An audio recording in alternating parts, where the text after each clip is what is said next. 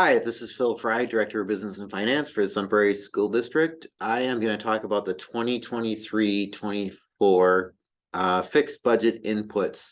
So to begin with, what do we mean by fixed budget inputs? Really those inputs to the budget that as a school district, we don't have a whole lot of control over. For example, enrollment. Indirectly, do we have influence over enrollment? Sure. But directly, do we with enrollments and birth rates and things like that? No. So that'd be an example. I'll go through what we're talking about here. And I will say this report's going to be pretty short. And you'll see when we go through the topics, there's a whole lot of topics here. We will have lots of budget discussions starting on June 26th. We'll have a full draft or the first draft of the budget.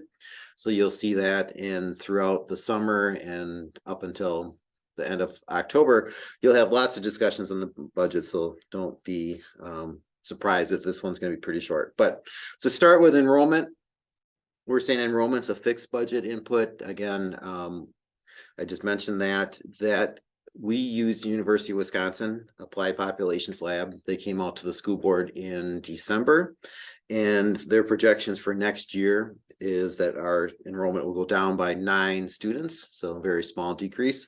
We'll keep an eye on that and keep it updating the board over the summer.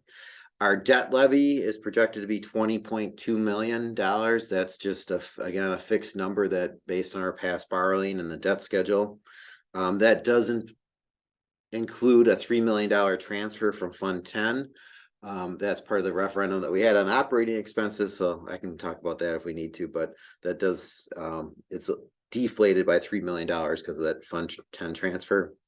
Then equalized aid, again, we don't have much input on this, comes from DPI. So currently we're projecting about a 4% increase in equalized aid.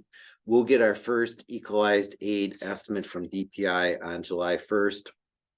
And then all budget inputs will be updated after that.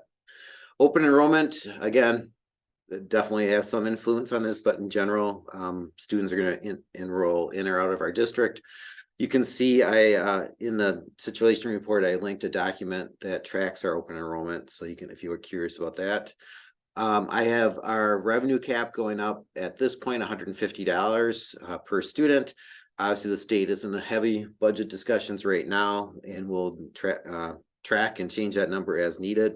And then the last fixed budget input is property value. So district's property value.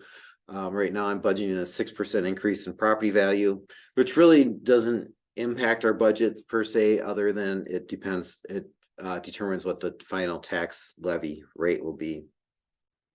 So as I said, this is pretty short. We have a lot of budget discussions coming up. As always, if you have any questions, just reach out and give me a call. Thank you.